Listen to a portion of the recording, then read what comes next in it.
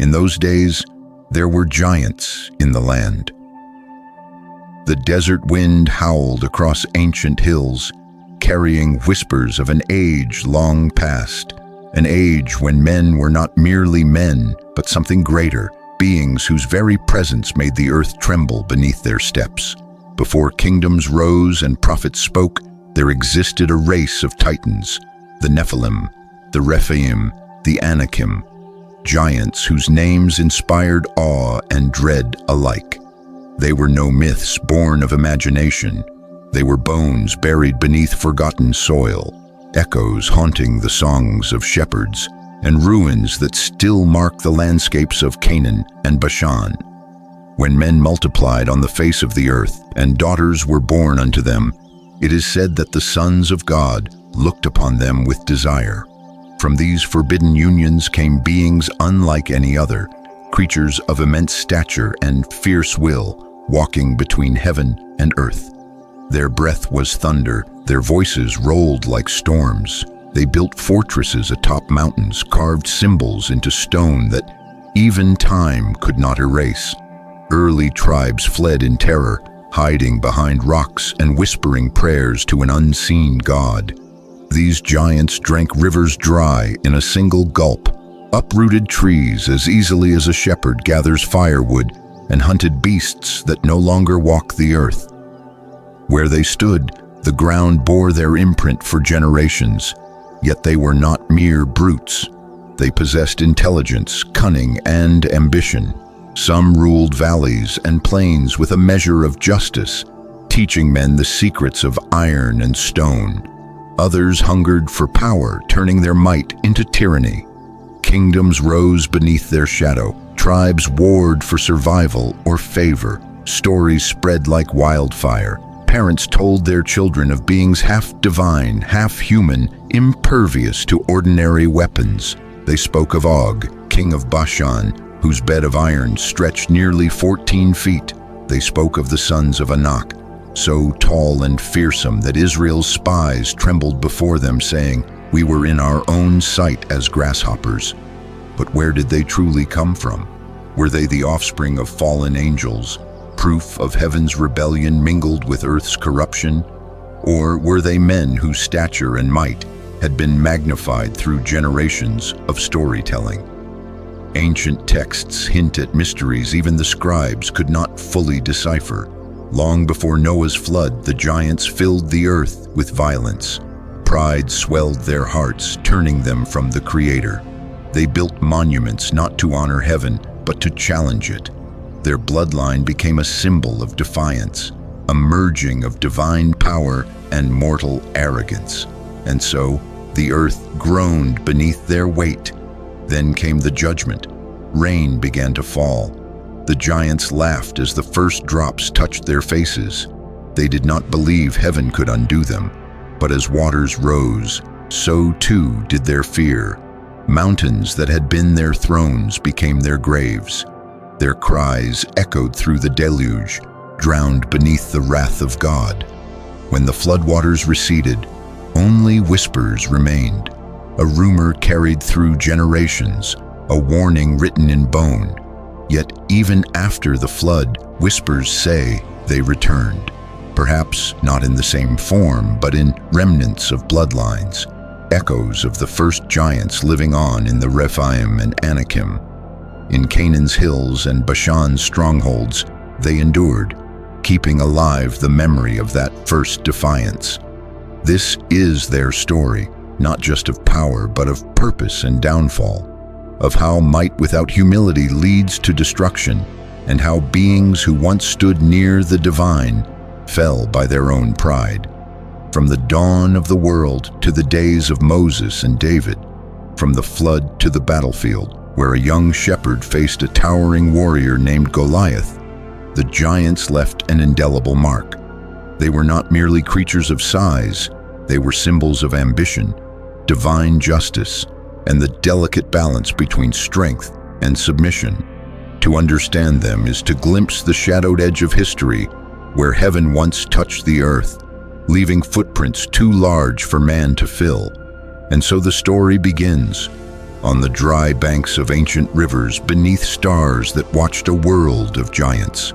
Their rise was mighty, their fall inevitable. But before their end came, their lives shaped the fears and legends that still whisper through Scripture. Their bones may lie hidden, but their stories live on. The sun rose over a land untouched by plow or city, where wilderness stretched like a sleeping giant. Rivers shimmered with morning mist, mountains stood like eternal sentinels, and the air hummed with creation's first music. In this wild realm, the Nephilim moved like gods among men. They were not born in cities, but in the heartbeat of the earth, in valleys where sunlight touched stone and vanished into shadow. Each step they took was a testament to raw, unbridled power. They were magnificent and terrifying, their presence both awe-inspiring and enigmatic. Some bore faces fair and noble, like beings carved from starlight. Others carried the marks of rebellion, the hard gaze of those who knew they belonged neither wholly to heaven nor to earth. They called themselves the sons of the sky. Among them were Arakiel, whose eyes reflected storms, and Samyaza, who taught men the secrets of metal. They were not merely warriors, they were builders, thinkers, wanderers, shaping the world according to their own vision. They built the first altars of stone and forged weapons that gleamed beneath the sun, but their gifts became a curse. Knowledge that uplifted humanity was twisted into domination. Villages once at peace were enslaved by creations meant to serve them. The giants demanded offerings, grain, livestock, even sons and daughters. To the trembling people, the Nephilim seemed immortal, beyond time or consequence. Their feasts were spectacles of terror and majesty. Fires blazed across the plains as massive figures wrapped in animal hides drank from bowls of polished skulls. Their laughter rolled like thunder across the hills. Songs rose in forgotten tongues, calling upon the stars that had birthed them. They did not pray for mercy, they boasted of power. Yet among them were those who remembered heaven's light, giants who saw corruption spreading like rot through golden fruit. Azazel, it is said, wept for the suffering of men. Power without obedience will summon the storm, he warned. But pride drowned his voice, and pride has no ears. The earth groaned beneath their weight. Rivers they had dammed overflowed. Forests they had burned turned to ash. The harmony of creation trembled, and the heavens took notice. Angels looked down and saw how sons of earth bowed to false gods who were not gods at all. Then came the decree. The Lord of hosts spoke, not in thunder but in sorrow. My spirit shall not strive with man forever, for he is flesh. His days shall be 120 years. The clock of judgment began to tick. The giants mocked the prophecy. Time was nothing to them, strength eternal. They continued to build, to hunt, to revel. Their fortresses reached heavenward, hewn from stones too massive for mortal hands. Names were etched into mountains, declaring dominion over earth and sky alike. Yet whispers began to stir among men, whispers of Noah, a man untainted by the corruption of the giants. While the Nephilim feasted and laughed, Noah labored in silence. The hammering of his ark echoed faintly across the valleys, too small for the giants to heed. Still, creation stirred uneasily. Beasts grew restless. The air thickened. Stars dimmed, as if mourning the coming judgment. The whole earth seemed to hold its breath, awaiting the moment when heaven would break its silence. On a night when the moon turned red and rivers glowed like molten bronze, a great storm gathered on the horizon. The giants looked up from their revelry and saw lightning splitting the heavens, not once, but again and again, until the sky itself seemed to fracture. Then they heard the first roar, not thunder, but waters awakening. At first, the Nephilim laughed, arrogance blinding them. What flood could move us? What storm could shake our bones? But deep within, something ancient stirred, an instinct older than pride. Even giants in the heart of their strength know fear when the Creator himself begins to move. And so began their end, the dawn of the flood, washing away all that had risen too high. Yet the story of the giants did not end with the waters. Even after the flood, their shadows would return, through bloodlines, through memory, through the haunting of history itself. The flood cleansed, but it could not erase the memory of the mighty. Their legend was too deeply carved into the soul of humankind. It began as a whisper, a strange heaviness in the air, a stillness that silenced even the birds. The earth trembled beneath every step, as though creation itself had paused in fear. Across the vast plains and mountains where the Nephilim roamed, shadows stretched unnaturally long. The light was dim, pale, uneasy, as if the sun itself hesitated. From the farthest horizon, clouds began to rise, black, curling, and terrible, like the breath of something ancient awakened. The giants looked upon them, unafraid at first. Storms had come and passed before, and they had endured them all. But this storm bore a weight they could not measure, a judgment older than time itself. The ground cracked. From the deep places of the world came the sound of bursting fountains. Waters surged upward from beneath the soil, flooding valleys in moments. The sky wept, not with gentle rain, but with a deluge relentless and vast. Rivers overflowed, seas surged inland, and the mountains that had been their fortresses became islands swallowed by rising waters. In the chaos, the Nephilim roared in defiance. They climbed to the highest peaks, their massive forms illuminated by lightning. "We will not bow," cried Arakiel, raising his iron spear to the heavens. "We were born of the stars. We are eternal." His voice rolled like thunder, but the wind devoured it.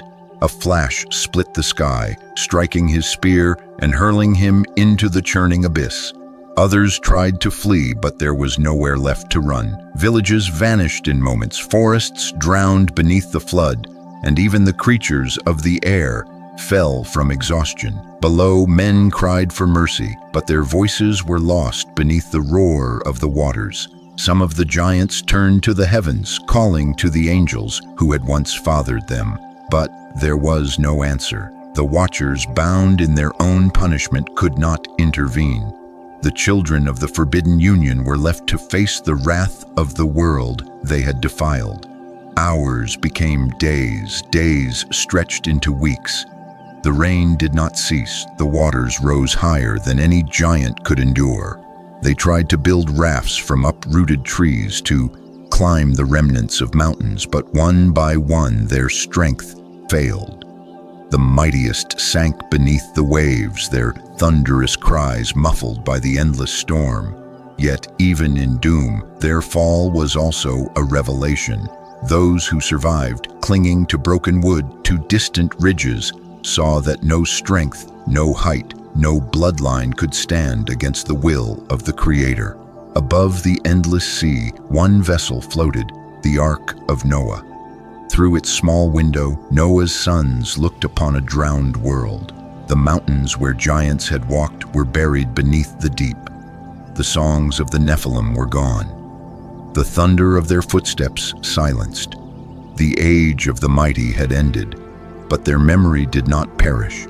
The waters could wash the soil, but not the stories. Their names were whispered by survivors, carved in stone by later generations, carried in legend across time. When the flood receded and the ark rested upon Ararat, the world began anew. Green fields and clear skies returned.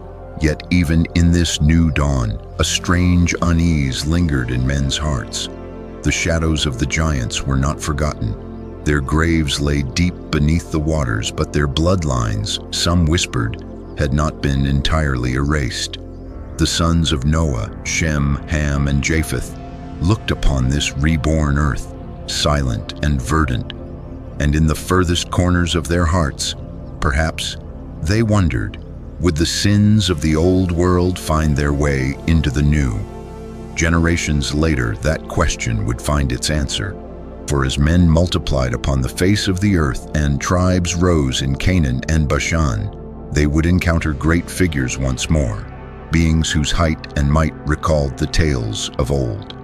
The giants were gone, but not forever. Something of them survived, hidden in blood and legend, waiting to rise again when the earth was ready to remember its oldest fear. When the floodwaters finally withdrew, they left behind a world hushed and hollow, as if creation itself were holding its breath. Mountains re-emerged, shrouded in mist. Valleys gleamed like the skin of a newborn earth. The air was sharp with the scent of wet soil and beginnings. Yet beneath this fragile calm, an ancient echo lingered, faint but alive. The ark rested upon Mount Ararat, its timbers creaking as the water's grasp loosened.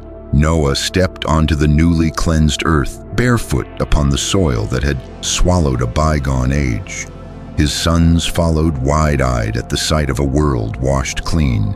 They had witnessed judgment, they had seen the mighty fall. And now, in this fragile dawn, they carried within them both the burden and the promise of all humanity yet to come. But though the world was made new, not all that was old had perished. The Watchers, the fallen angels whose rebellion had sown the Nephilim, remained bound in the deep places of darkness. Yet the knowledge they had shared with humankind, the forbidden arts of war, of metal, of secret craft, clung to memory like smoke after fire. And from these hidden traces, the old corruption began to stir again. Generations passed, cities rose along riverbanks, kings began to dream of power, and as men spread across the plains of Shinar, whispers rose once more, whispers of towering men in distant lands, warriors whose strength defied reason, whose eyes gleamed with something not entirely human. In the land of Canaan, shepherds spoke of Anak, son of Arba, whose height cast a shadow like a tower. His descendants, the Anakim, walked the earth like echoes of the Nephilim, fierce and unyielding. In the hills of Bashan, the name Og was spoken with awe and terror. The last king of the Rephaim, whose bed, it was said, measured 9 cubits in iron. The giants had returned, not in the multitudes of the first age, but as remnants, living memories of a world that had drowned. They became kings, tyrants, legends. They ruled over cities of stone, over lands that quivered beneath their steps. Yet not all who beheld them saw monsters. To some, they were gods, beings of immense might and mystery. Their temples soared, their idols glittered with the gold of nations. They taught the art of battle, the craft of weaponry, the secret knowledge that built empires. And yet, in their power lay the same corruption that had once doomed the world. The Lord watched as pride took root once more in human hearts. He saw strength become worshipped, the memory of the flood fade into myth, and as men built towers into the sky, Babel, a monument to defiance, he prepared again to intervene. In these days, prophets arose, speaking of coming reckonings, of lands that would tremble beneath divine armies, of giants who would fall once more before the Almighty. But for now, the world rested in the hands of the mighty. Men and creatures who believed themselves beyond judgment. And so the stories continued, of battles in Canaan, of vast armies led by sons of giants, of Israelites who would one day stand before them, small and trembling, yet chosen by God. The earth had survived one flood, but now another deluge had begun, not of water, but of pride, blood, and ambition. The same spirit that had burned in the Nephilim burned again in the kings of the New World. They did not yet know it, but their end had already been written. For the same God who had silenced the first age of giants had chosen a people small, wandering, weak by the world's measure, who would rise to bring down the mighty once again. And soon their paths would cross. The years turned like slow, grinding stones. The sons of Noah multiplied, spreading across the valleys and hills, and the soil of the new world began to hum again, with life and with ambition. Kingdoms were born in the shadow of mountains. Men tilled fields, raised altars, and built walls. Yet across the plains and highlands of Canaan, whispers rose once more. The Rephaim had awakened. They were not as vast as the Nephilim of old, yet their presence carried the same chill. Men called them the Mighty Ones, for their strength could not be measured by mortal means.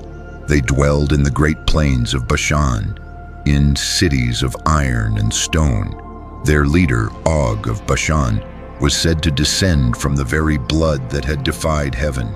His fortress at Ashtaroth was carved into cliffs, blackened by lightning, and his warriors towered over men like trees over grass. To the south dwelled the Emim, fierce and restless, whose war drums echoed through the valleys at dusk. To the west, the Anakim, descendants of Arba, father of Anak, walked like shadows of terror. Their city, Hebron, rose like a crown upon the hill, ancient even in Abraham's day. Abraham, a shepherd beneath the vast Canaanite skies, lifted his eyes to the same stars that once shone upon the drowned world. Yet unlike the kings of his time, he did not look to heaven in pride, but in faith. He saw not his own strength, but the promise of a God who ruled above all giants, above all kings. One night, as the fires of his camp flickered low, Abraham saw them, colossal silhouettes moving along distant ridges, silent, slow, terrible. His servants trembled, but Abraham bowed his head.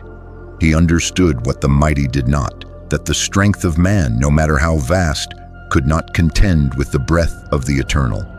The world had entered a new kind of war, not of swords alone, but of destinies. The giants built cities, Abraham built altars. They trusted in iron, he trusted in God. They ruled men by fear, he led his household by faith. Heaven watched, weighing the hearts of both. As time passed, the kingdoms of the Rephaim clashed among themselves, their wars shaking the earth. Yet no matter how many cities they conquered, no matter how many monuments they raised, something within them began to crumble, pride gnawing at the edges of their power. For though their bodies were strong, their spirits were empty. They had inherited the might of angels, but not their light. Then came the day when Abraham's kinsman Lot was taken captive by a coalition of Canaanite kings, men allied with remnants of the giant clans. The news reached Abraham beneath the oaks of Mamre. Without hesitation, he gathered his men, a few hundred shepherds and servants, and rode into the night.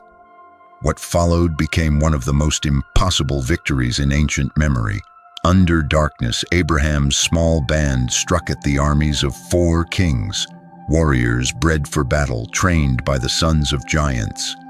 Yet before dawn, the mighty were scattered. The night burned with the light of divine favor. When Abraham returned, Melchizedek, king of Salem and priest of the Most High, came forth to bless him with bread and wine. Beneath the stars, victory revealed something greater. Faith could topple empires, and obedience could endure beyond strength. The Rephaim watched from afar, uneasy.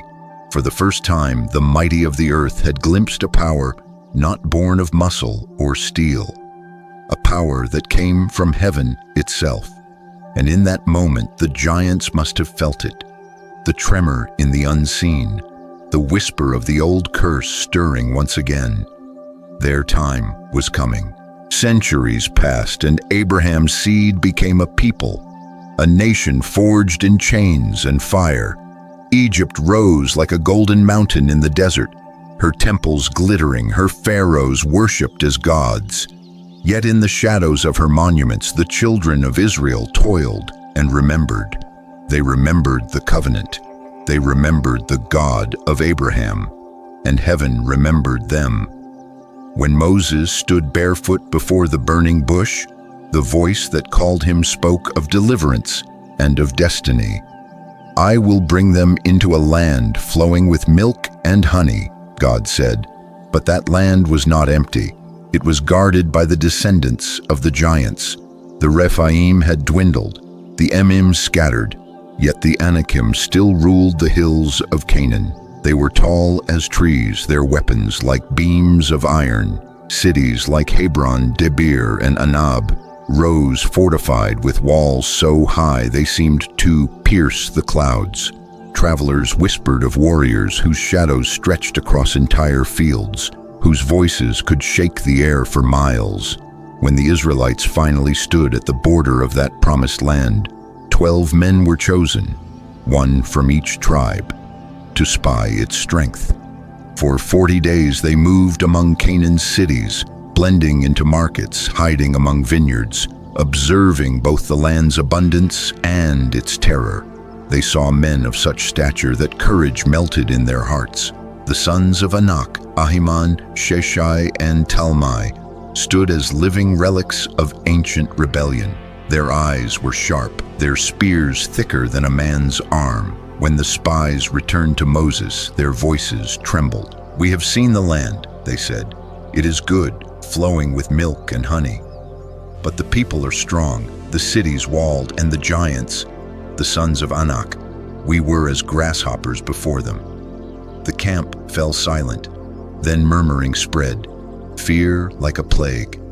Women wept, men cursed, and faith that had led them out of Egypt faltered in the dust of doubt. Yet 2 men stood apart, Joshua and Caleb. "The land is ours," they cried. "If God is with us, they are bread for us." Their strength is gone, their walls cannot withstand his hand. But the people turned away. That night Israel wept, and God's patience wore thin. The wilderness became their home for 40 years. The generation that feared the giants perished beneath the desert sun, and as they wandered, the descendants of the giants watched from their mountains. The Anakim in Hebron, the Rephaim in Bashan, and Og their king, the last of his kind. His iron bed was 9 cubits long, and his dominion stretched from Mount Hermon to the Sea of Galilee. When Moses led the new generation from the desert, their faith had grown steadfast. They crossed the Jordan not as slaves, but as a people of promise, and the Lord went before them. The armies of Israel met Og, king of Bashan, at Edrei. His warriors thundered down the slopes, shields flashing, voices roaring like beasts. But heaven was no longer silent. The earth shook. The armies of Og were crushed like clay pots. His fortress fell, his body lay still among broken gates, the last great shadow of the antediluvian age fading from the earth.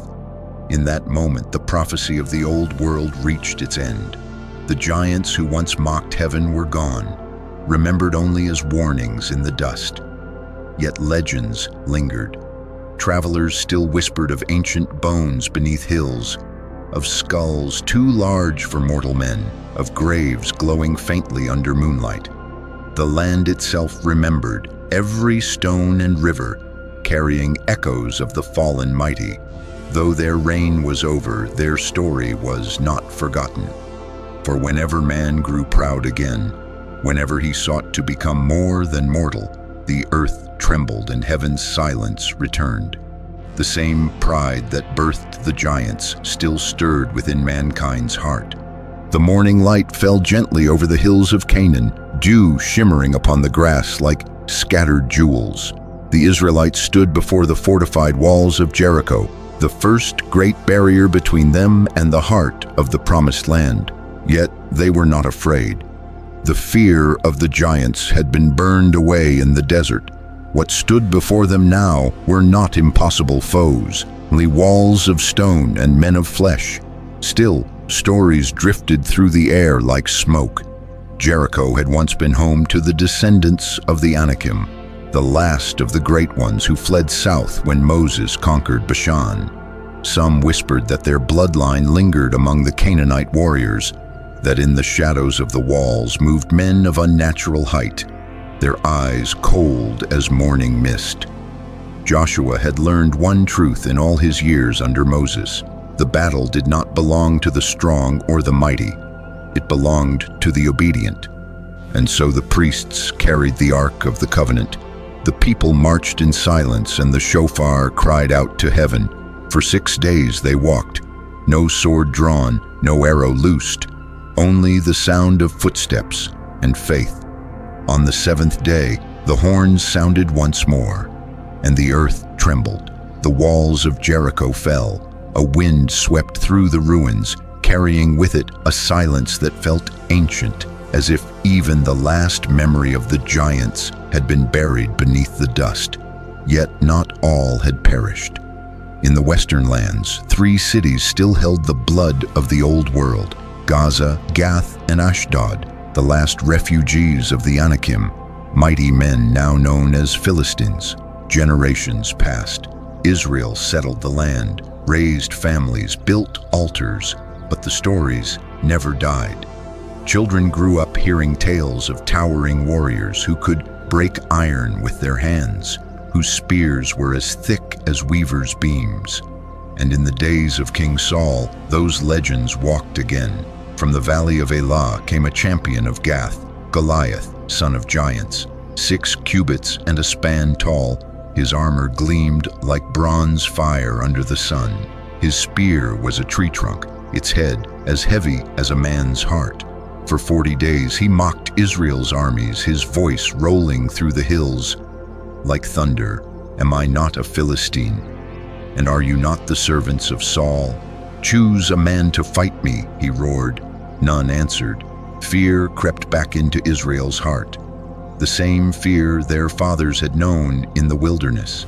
It was as if the shadow of the old world had returned to test their faith. But from the flocks of Bethlehem came a shepherd boy, small, unarmed, eyes bright with a faith that giants could not measure. His name was David. He stepped forward not with armor or sword, but with a sling and 5 smooth stones taken from the brook. The sun burned gold upon his face as he spoke. You come to me with sword and spear and shield, but I come to you in the name of the Lord of hosts. The world seemed to hold its breath. The sling turned once, twice, a whisper of air, and the stone flew. It struck the giant between the eyes, and Goliath fell face to the earth. That day the valley of Elah echoed with the fall of a world that refused to bow. The blood of the ancient giants, once feared by nations, now lay silent beneath the feet of a shepherd. But even in death, the shadow lingered. For Goliath was not the last. Scripture speaks of others, Ishbi-Benob, Saph, and a monstrous warrior with 6 fingers on each hand and 6 toes on each foot. The blood of Anak still pulsed faintly through these remnants, though each one met the same fate, the quiet justice of faith greater than their size. Thus the story turned. The might that once defied heaven now served as memory, a warning that the strength of man, when cut off from God, always falls. By the hand of shepherds and the breath of faith, the last great shadows began to fade from the land. But their memory endured, carved into scripture, whispered in campfires, hidden beneath ruins and bones. The giants had lived, the giants had fallen, and through their story, mankind learned once more that the greatest power is not in height or in sword, but in obedience. When the last of the Anakim fell, their bones sank into the dust of forgotten valleys. Yet their shadows, those unseen remnants of pride and rebellion, lingered in ways few could perceive. The people of Israel thought the age of giants had ended with David and his men. Yet the echoes of those ancient beings haunted the memory of mankind. For in every culture, across deserts and mountain caves, whispers endured of spirits too tall for their graves, of watchers who had once walked among men. And as the generations turned, those whispers grew into warnings. The prophets began to speak not only of nations and kings, but of forces older than flesh, the Rephaim, restless shades of the mighty ones who had perished before the flood and before the rise of Israel. In the Hebrew tongue, the word carried two meanings: giants, the tall, powerful ones of old, and the dead, those dwelling in Sheol, the shadowed land beneath the earth. It was said that when a man fell in battle, his spirit descended into that shadowy realm, joining the company of the Rephaim. Yet not all who dwelled there were men. Some were remnants of the ancient Nephilim, born of the forbidden union between heaven's watchers and the daughters of mankind. Their bodies had long perished, but their spirits lingered like smoke that refused to fade. In the age of the prophets, Israel's poets glimpsed them in visions. They wrote of Sheol as a kingdom below, where the mighty ones of old, kings, warriors, and giants alike, stirred when new rulers fell from the living world. "How you have fallen from heaven, O morning star," cried Isaiah. "You said in your heart, I will ascend to heaven, I will raise my throne above the stars of God. But you are brought down to Sheol, to the depths of the pit." It was not merely a lament for a Babylonian king, it was an echo, ancient and buried, of the rebellion that first birthed the giants, a pride that sought to climb higher than its maker. Thus, the Nephilim and Rephaim became symbols, not merely of physical might, but of the spiritual arrogance that leads to ruin. In their story, the prophets saw a mirror for all mankind. Still, subtle traces of their presence remained. The Amorites spoke of ancient men of renown who had ruled before the floodwaters came. Ugaritic tablets older than Moses mentioned the Rephaim, shades of heroes feasting in the afterlife, their memory preserved in song. Even Job, the man of sorrow, seemed to feel their weight when he spoke of the trembling dead beneath the sea. To Israel, these tales were not myths, they were warnings. The giants were gone, yes, but their influence lingered in every heart that sought power beyond the limits God had set. Every tyrant building a tower to heaven, every ruler claiming divinity, was a reflection of that same ancient sin, the sin of the mighty ones who fell. Later, rabbis said the souls of the Nephilim still wandered, seeking rest but finding none. Some became the unclean spirits that troubled men, the Sheddim of Hebrew legend, the restless echoes of those whose strength was unmatched, yet whose rebellion bound them to shadows. Even after their bodies turned to dust, the giants lived on, not in bone but in the unseen. Their fall became part of the moral fabric of Scripture, a spiritual echo woven through every story of pride, rebellion, and redemption. From Babel's tower to the kingdoms of Assyria and Babylon, the cycle repeated, humanity building, rising, and collapsing beneath its own weight, as if the blood of the giants had left an imprint upon all who forget humility. Yet in the midst of this long shadow, a new light flickered, the promise of a kingdom not built by giants or kings, but by the meek, the faithful, and the humble. The giants had once ruled by strength, but the prophets began to speak of another kind of might, the strength of righteousness, of hearts bowed in reverence rather than pride. It seemed that the fall of the giants had cleared the way for a greater truth, that the Creator himself would one day walk among men, not as a towering giant, but as a servant, lowly, compassionate, divine. The mighty had fallen, yet in their fall, a path had opened for grace. By the time the prophets' voices faded into the quiet centuries before Christ, the giants had vanished from the earth. Yet their echoes did not die. They traveled deserts, mountains, and seas, reshaping themselves in the myths of nations, half remembered but impossible to erase. The memory of the Nephilim became the memory of humanity itself, a warning and a wonder, distorted yet enduring. In Babylon, scribes wrote of ancient gods who fell from the heavens, teaching forbidden arts to men. Their tablets spoke of the Apkallu, semi-divine beings who had walked the earth before the flood, teaching wisdom, writing, and craft. Some claimed they survived in spirit, whispering secrets to kings and priests. It was the same story that had been told beside the Nile, in Canaan, and beneath Mount Hermon. The story of beings who bridged heaven and earth only to fall because of pride. In Greece, the memory wore a new face. The Titans and Gigantes, sons of the earth, rose in defiance against Zeus and were cast into Tartarus. New names, same rebellion. Their thunder echoed through the underworld. Rome carried the tales forward, speaking of giant wars that shook creation. Though Yahweh's name was forgotten there, his justice was remembered in another tongue. Egypt preserved whispers of colossal beings, gods with bodies of men and heads of beasts, builders of monuments meant to touch the stars. Hieroglyphs on temple walls told of an age when divine and mortal mingled, ruling together before retreating to the unseen world. Beneath the poetry lay the same truth. The mingling of heaven and earth brought judgment, not glory. Even in the lands of Canaan and Phoenicia, remnants of the Rephaim lingered in stories. People spoke of the mighty men of old whose names survive in inscriptions. Rephaim, Ben Ilm, sons of gods. In Ugarit, they sang funerary hymns to the shades of ancient kings, asking the Rephaim to bless their harvests. Worship of the dead giants had become religion, their memory transforming into myth.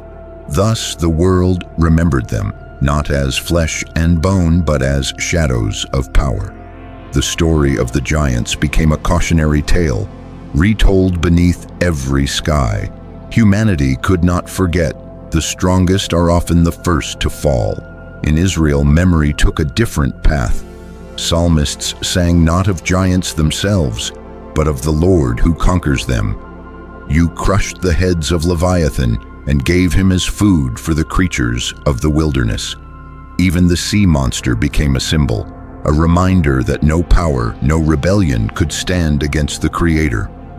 Over the centuries, the giants transformed into symbols, not of size or strength, but of spiritual pride.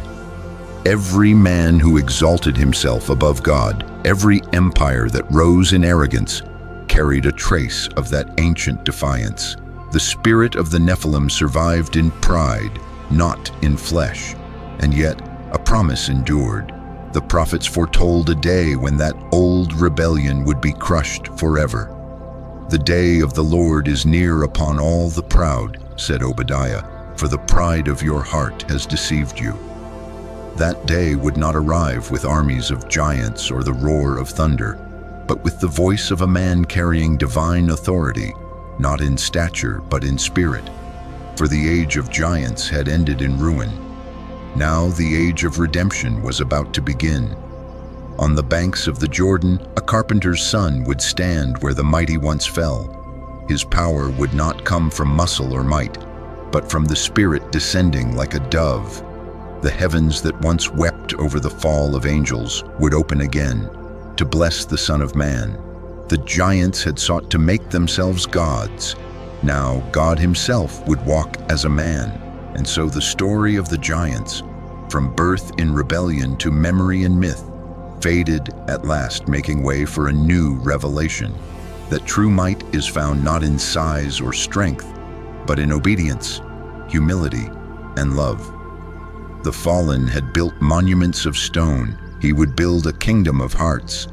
Not by might nor by power, but by my Spirit, says the Lord of hosts.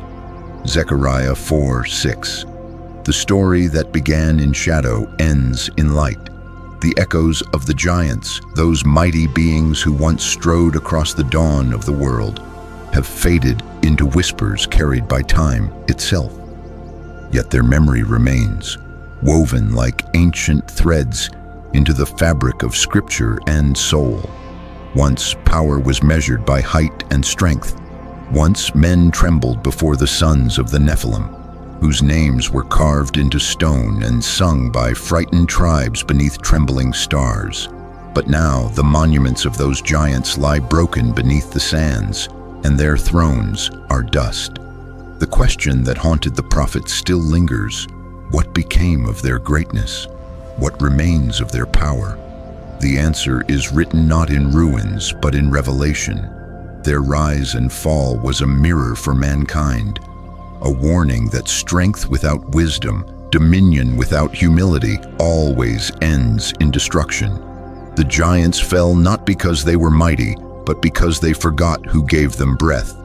They reached for heaven by their own will, and heaven answered with silence and storm.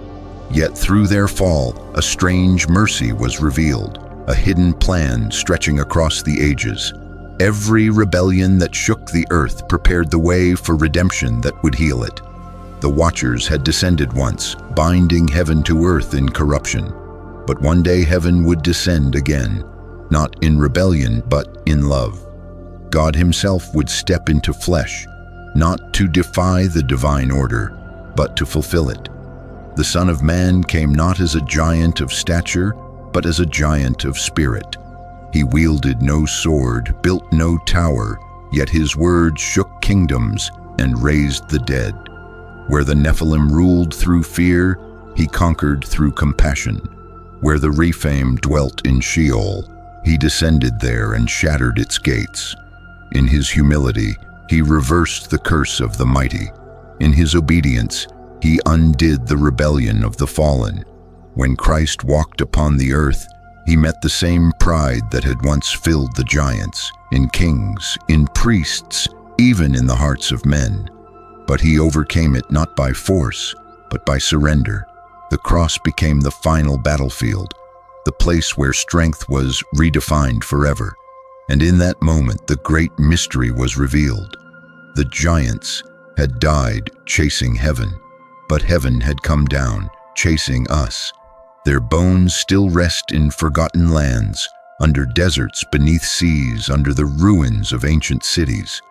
Yet their story is not one of defeat alone. It is the story of humanity learning the limits of its own power, the long and painful path from arrogance to awe. Their fall became our lesson. Their silence became our song. Their dust became the soil from which redemption would grow. The prophets declared that the mighty ones now tremble in Sheol, hearing of the one who conquered death. The Rephaim are stirred up beneath you, Isaiah wrote. They rise to greet you, all who were leaders of the earth.